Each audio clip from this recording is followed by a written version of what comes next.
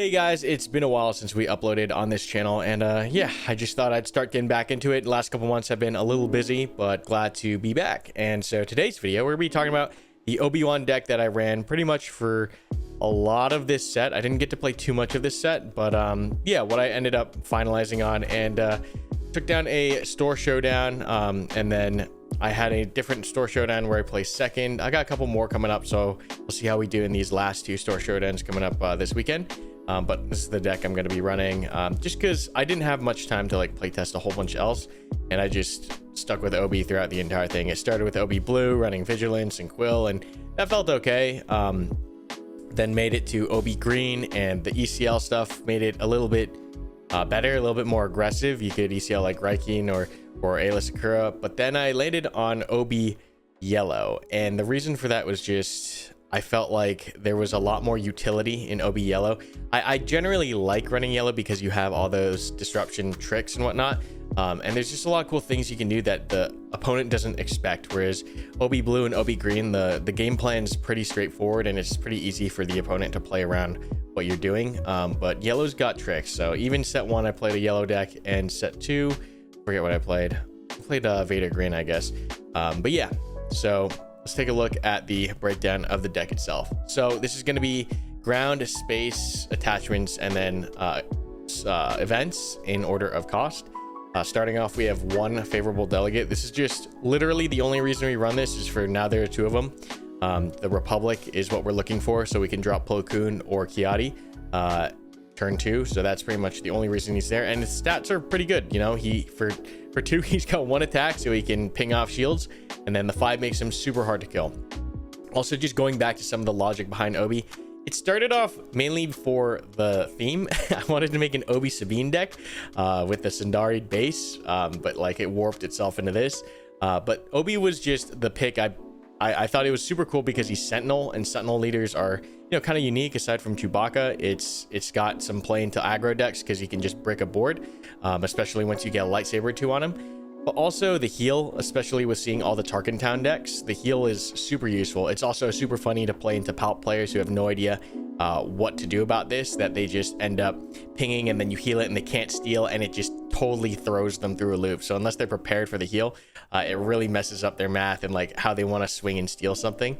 So it's just a super fun leader. And then the flip side, being able to move damage from one unit to another is you can do some pretty interesting things where people like completely forget about the ability or don't even know how it can be used effectively. So pinging shields off, moving damage to finish a unit off, and then just constantly healing 1 damage is just, it adds up. It really does add up, especially if you can keep a unit alive. So Obi's definitely a lot of fun because of that. But yeah, running a lot of Republic cards. That was another reason we chose Obi, is I want to use as many new cards as possible, just because it's a new set, new cards. I want to play with new stuff. So this is definitely a fun one that hits the board. Basically just lets you draw, and when it's defeated, discards. So it's kind of like a cycle, but it's got decent stats, hard to get rid of sometimes. We run triple Grogus in the main, mainly because Grogu can turn into a menace, especially against aggro decks. If you just secure initiative after dropping Grogu, it can just stall the board out long enough that you can get your bigger units on the board. And even late game in some matchups, like I've tapped down Star Destroyers with Grogu. It's just super funny. And then the third thing that Grogu can do that is super cool is when you put a lightsaber on him, if you're playing a deck that is ground heavy that doesn't have an answer, that can almost end the game immediately. It's just Grogu lightsaber. It kills everything. It's 3 attacks, so it gets under Fell the Dragon, and it has 8 health, so it gets over, I guess you could say, takedown. Super hard to get rid of. Only real answer is Waylay. And yeah, the heal with Obi keeps him healthy, and then he's doing -2 on the swings because of the Jedi lightsaber.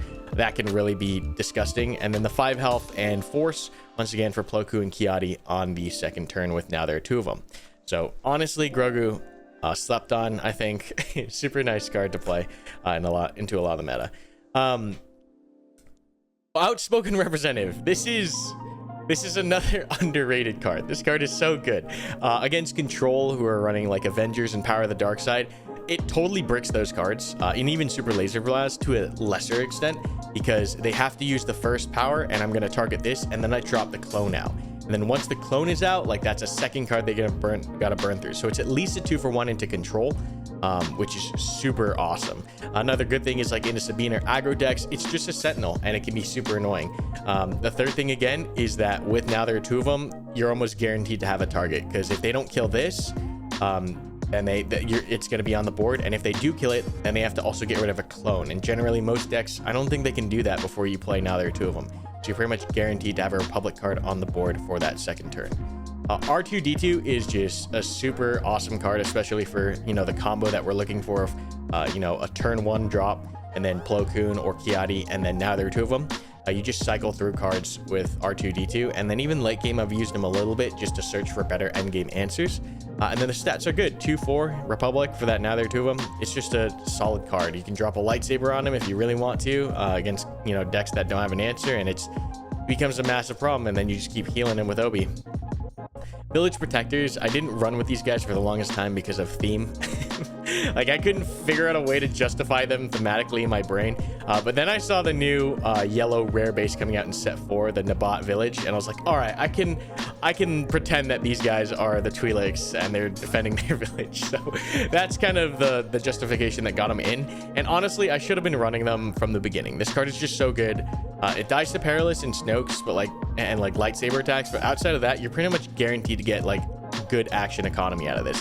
Like, the opponent usually has to use multiple actions to get rid of it, and it just, for 3 costs, that's important in this deck, because on the 6 resource turn, we're trying to drop 2-3 resource cards, and it's just so easy to buy yourself time by just dropping the Village Protector before flipping Obi, because we always want to protect the Obi flip. But yeah, it's just such a good card. It's so disgusting. I only run 2 because yeah, there's a lot of space stuff flying out. I run the 3rd in the sideboard, and you'll see that in a second. But yeah, Village Protectors, super good. It's just such a disgusting card.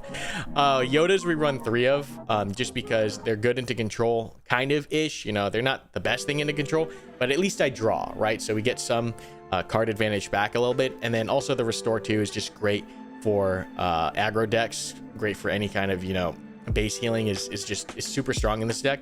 And then it's Force for the Force synergy as well. So Yoda is just a 3 of. It's just pretty much a staple in most Force decks. Next we have 2 Kanan Jarruses. I used to run 3, but he's not that impactful when you draw him. He's kind of just a stall body. Basically what I mean by that is on the 4 resource turn, you drop him, and then they usually have to use a decent amount of stuff to get rid of him. So he's kind of like a target, just like a dummy. But I've never used his effect to like get me out of a pinch or anything like that. I never really have anything past like 2 turns with this card, just because he drops, he's a threat to get rid of him, and then I can protect the next turn. But yeah, 2 of is fine. He's a good card. The healing does count. The healing does come in. Kira is just disgusting. I realized I was using this card incorrectly for the first half of like the entire set, where I didn't realize you could name any card.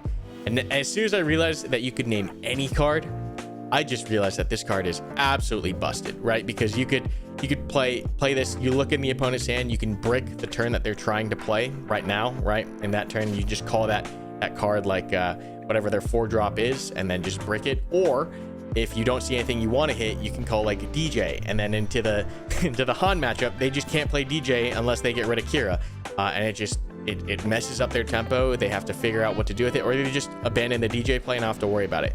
Same thing with Django decks. You call Ruthless Raider, and it's just, I don't have to see that card anymore unless they get rid of Kira. And generally, they have a hard time doing that because they can't Tarkin Town ping, especially with Obi-Wan on the field, or you know, just using his leader side. So Kira, super good. 3 of, just, I've used it to call Super Laser Blast. You can brick late turn plays. Super good card, super crazy card. Definitely a staple. Plo Koon also, I think, another staple for white yellow decks. It's just so good because he can swing in for 6 if you have the coordinate, and that's great because it kills Han on his turn. But otherwise, getting him out with now there are 2 of them is just also super good. You just have an ambush for your turn 2, and generally against a lot of aggro decks, they can't deal with that. It does play a little bit worse into the Tarkin Town decks if they haven't Tarkin Town yet, because you ambush and then they Tarkin Town. That's something you do have to watch out for, is just taking that damage if you have not gotten rid of Tarkin Town. But other than that, it's just a solid card. Swings for 6, has 6 life. It's just a decent threat. But mainly like Hans are super scared of this card because of the fact it can swing for 6. Kiadi is another underrated card in my opinion. The stats are just amazing. Run 3 of them for the now there are 2 of them target, but 5/7 is just a big body. If you get now there are 2 of them out and they don't have an answer for 2 turns, you know, that's 10 damage that can swing in eventually. And so it's a big threat. They got to figure it out. And one of my favorite things to do with Kiadi is to have like 2 or 3 units on the board, right? So that coordinate is triggered. Watch them play the first card and then drop it immediately in between their first and second play. Because you break up their combo and they have to think like, oh my god, is this combo really worth you drawing 2? It's just super fun to do. You know, it feels bad for the opponent dropping it mid combo. Is like they're trying to play. You see the telegraph of the, you know, 3 more resources up after they've played a Whaley or something. You know, they're gonna drop something else. It's just super fun, and he's just a big body. You get a lightsaber on him. He's also an endgame threat. And of course, we have 3 Luke staple. I don't think I need to say too much about this. Luke is just a solid card. You need him for Snoke's. You need him for that. You know, that -6 gets rid of so much. Gets rid of Snoke's. Get rid of Fire Spray. Ruthless Raiders. Cleans up anything left on the board. And also, you can now there are 2 of them out. I have done that a couple times where I've now there are 2 of them because I've had only 1 unit on the board, and it was like Kanan or it was Yoda. And on turn 5, play now there are 2 of them and drop the Luke 2 turns early. That's a game ender for a lot of aggro decks, just because you kill something with a -6/-6, and now you have a restore 3, 6, 7 on the board. And that is that I've caught people off guard with that. And I think that's why I just love yellow and why we landed on yellow, is just because I like playing a deck that does not have a clear game plan and can pull things out of its, you know, out of its excuse my language, out of its ass. It's just so much fun to have so many options, and to be able to play around a lot of different styles. So that's the ground. It's pretty hefty on the ground side. Most of the, you know, cards here are force, and then yeah, a lot of it is based around these first drops here, just to get that now there are 2 of them out. And then once now there are 2 of them, you have like village protectors to shield or protect some of your Jedis, you know, your Plo Koon or whatnot. You have the Kiras to disrupt the enemy plays. Yeah, and then Luke to finish. I thought about putting Hans. I've tested with Hans in here. It's just too heavy on the top end, I think. I don't think you need to go that heavy, just because if you can get lightsabers on, you know, your leader, or lightsabers on Luke, or lightsabers on Kiadi, or lightsabers on Plo Koon, they can deal with most endgame threats as well. So there's no real need to go much heavier on the top side, because you can turn these mid-range cards into late game threats with the lightsaber. So let's move on to space. I run 3 Conquer Dawn Interceptors. I don't use Falcons because I think they're too expensive and too slow. And I don't like having... I like to preemptively guard my space. I just do. It's just, it feels better for me. And I know that for the most part, it's really hard for certain decks to get through it, especially if they're not running Tarkin Town. If they are running Tarkin Town, they usually end up Tarkin Towning the Interceptors to get it off the board and to continue pushing damage. But it's just such a good card to just break the space for like 2 turns. It's just a solid drop at 3, and 3 once again is important because we want to play 2 cards at 3, and we'll get into why that is. The next thing is we run one of the Obi-Wan's Aether Sprite. It's kind of in here for theme, but it's also super good against Django decks, just because that 2 damage on when played and when on attack just kills like a lot of their 2 health. You know, their Lurking Ties, not Lurking Ties, you can't do it to Lurking Tie, but I'm trying to think, like Kylo Ren's thing. Also, you can do it to the 7th Fleet Defender once to pop the shield off and then attack the base, and do it again to the to kill it right on the next turn. And it just blocks a lot of space once it's out against the Django deck. It also can technically swing up to 6, right? Because you can attack and then do 2 damage to the opponent while doing 1 damage yourself, and then you push 4. And that lets you get rid of Fetch Fire Sprays and Ruthless Raiders. Yes, you're trading 1 for 1, but it's a 5 cost card and theirs is a 6 cost card. So you still make out there in the end in my mind. So yeah, I run another one of these on the side. We'll go to the side eventually. The 2 Tranks. Oh my god. This stuff is funny. So I love Venators. I wanted to get Venators in the deck 100%. Venators are just super cool. I'm sad that we don't have like other playable Venators, because we have a ton of Star Destroyers. I wish we had more Venators that look super cool. The Tranquility tech is super great, because basically early on, if you have this in your opening hand in an R2, you drop this in the discard pile, right? And what you can do with the Tranks is you can play it and then grab the Trank that you have in the discard pile back to your hand, and you can endlessly kind of play these over and over and over again. So in control, you essentially have a way to get through all of their removal, right? Because you play the Tranquility, they fell the Dragon. You play another Tranquility, get the Tranquility back, and they're burning through removal cards trying to stop this damage. And eventually you just run them out. You can also use them in like mid-range games by playing it and then getting a Plo Koon back or something that they popped. Not the most effective use of it, but it does help get you a card back. And then I have only once ever really used the cheapening effect, like on the attack, making one card cost one less, one Republic card cost less. I've done that once. It's not really the reason you play this. The reason you play it is for the 7 damage in space and to endlessly loop it in control. So yeah, super fun. 1 redemption's in here just for the games that go a little bit longer and like you need a little bit healing, or for the aggro. So I run one of these. If I was ever gonna take any card out of this deck, probably be this. I think this is a little overkill. Maybe put it in the sideboard, but it's there. It does. I have played it a couple of times. Perilous, another great card, gets through Village Protectors, gets through all the Django stuff, just because, you know, they're running 2 health space stuff, you know, the crafties or whatever. It's super good, and 3 costs. We want those 3 costs for double 3 card play on turn 6, or on the 6 resource turn. Same thing with the lightsabers. It's just a gross card. We run 3 primarily because if you can get this to stick on Obi, if you can get a lightsaber to stick on Obi and that deck is not running any attachment removal on the ground, you can just win the game like that. You can just stick the lightsaber, and they have to run so much into Obi in order to kill him that the game just tilts right there. So it's super good on Obi. That's what we're trying to stick the lightsabers on. But like, if you have to, you can put it on a Plo Koon, you can put it on a Yoda, you can put it on Grogu, and you can put it on Kiadi, and they just turn into big threats. But the primary target is going to be your leader here. So we do want to stall out that turn, that flip turn, just so that we can protect him and get him his lightsabers. 2 Sparks. Spark is just an amazing card. It's my favorite card ever since set 1. Just being able to rip a very specific card out of another player's hand at the right time will win you games. Like just pulling out the Super Laser Blast, or, you know, hitting on like the 7 resource turn for blue-green decks and pulling out the Vader or the Maul or whatever. It's just great.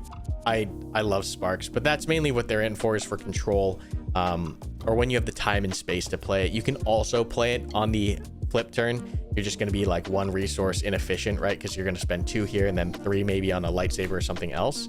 But it's a good way to protect the Obi as well. You play the Spark before you deploy, you see what's in there, you pull out the threat to the Obi, and then you can deploy and pull the lightsaber. So I like that. Yeah, Sparks are just great. 3, now there are 2 of them, so we can get Plo Koon or Kiadi out. You get this pretty often, especially with R2-D2 cycling the hand, or playing the favorable delegate and drawing 1. Like I've drawn the piece to the puzzle that I needed off of that as well. It's pretty consistent in this deck. I thought this card was a meme. I thought it was a gimmick, but with this, you know, with the level of consistency, especially with R2, like, it's super useful. It's great. Triple Waylays, just because Waylay is a good card. It counts for me for attachment hate, right? Because you can bounce something that's getting buffed up by like a hot shot, or by a you know, whatever attachment it is, so long as it isn't a leader. It's removal. I've bumped Obi-Wan Kenobi's unit with this, and that feels super good, because like, especially like the Anakin blue decks, they'll drop the Obi and you just waylay it, and you still have 3 resources left to drop your own lightsaber, or to Perilous their Annie when they flip or whatever. Like, the 3 cost is just super useful, super important. And then we run 1 the Forces with Me. I used to run 2, just because this card, when you can pull it off, is super impactful. But it is definitely opportunities to use this and to have the space and time to be able to use it, rather than like getting overrun, or like your board is so small they just power the dark side of the target. It's very few the opportunities you get to use it, but when you get the opportunity to use it, man, this can swing games. This can just end a game, because you have like a big card, you swing it at the base, not at a target, and on that they took 2 extra damage because of the XP, and that unit is shielded. So the Forces with Me is super good. I wish I could find more opportunities to play more of them, but 1 just feels right, because you don't really get that many opportunities. Let's take a look at the sideboard now, and then we'll talk very briefly about you know, matchups and stuff like that. So these are just my 2 clone tokens because we have the outspoken reps.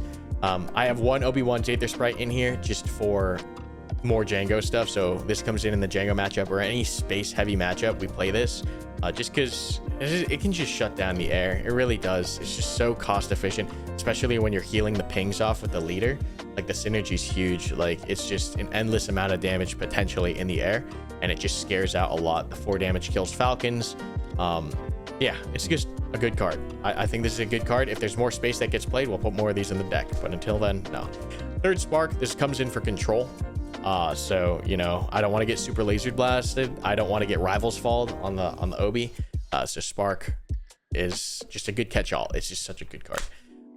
3rd Tranquility for control matchups, just because we know we're gonna get that removal train rolling super fast. I can drop the Tranquility without fear because yeah, I want it to die. I want it to end up in the discard. And once it's in the discard, just keep playing it over and over again. They got to keep reacting to it.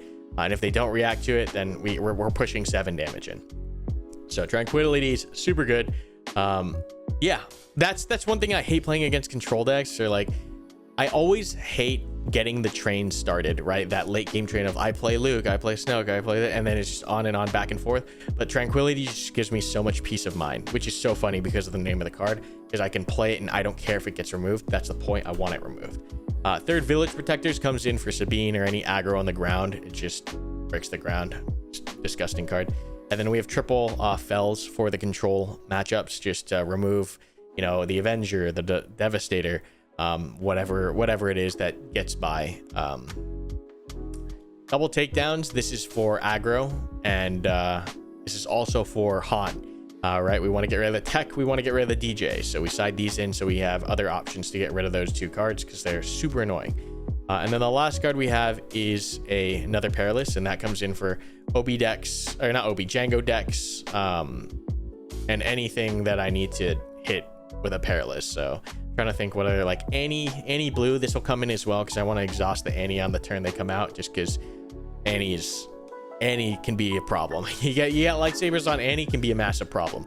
So Perilous, so that we can not deal with that or dissuade them from dropping that lightsaber because they won't be able to use it, and I'll just drop mine. So yeah, as far as matchups go, this does okay into Sabine with all the restore, so long as you draw okay and they draw okay. It's definitely, I don't think there's any auto lose matchup in here. Yeah, there's no, I wouldn't consider any matchup a hard matchup for this deck. This deck, I feel personally, has played into everything. I've played Palpatines, I've played Kira's, I've played Sabine's, I've played Hadwan's, I've played pretty much everything. The only thing that really gives me the heebie-jeebies are like for whatever reason, the late game heroism decks. So like Yoda can give me the heebie-jeebies, and Annie can sometimes give me the heebie-jeebies, especially with pillage and like the hand hate. The hand hate's super annoying, but like you have ways to get back. If you can get Kiadi to stick, like the hand hate is irrelevant. If you can get around that, if you can spark the pillages, that matchup is okay. Yeah, it's got play into everything, in my opinion. It's super versatile. You have a lot of disruption. You have a lot of answers. It's great. It's a lot of fun.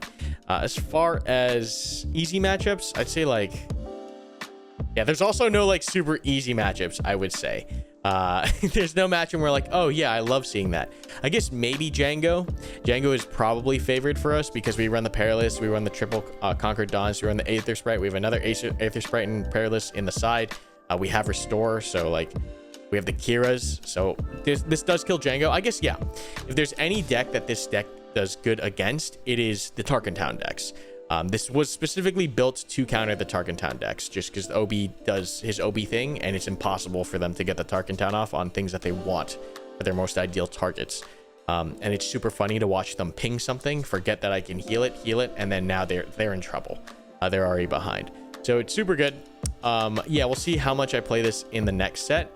The one thing I was looking at the next set was that Nabat Village, just because we are going for that now there are 2 of them combo, having the ability to look at 3 more cards. I'm curious. I have to test that and see if that's better than a mulligan and worth the 3 health. But yeah, super fun deck. I'm super glad we were able to make this deck just because I want to play with new cards, and we got a lot of Republic, a lot of weird cards that no one ever really sees in this deck. Like when I play these two guys, the favorable and the outspoken, you're like, what does that card do? I love that feeling. I do love that feeling. But yeah, that's pretty much enough yapping from me. I hope you guys enjoyed. We'll see how much more I play this, but it was fun. It was fun while it lasted. And yeah, thanks for watching.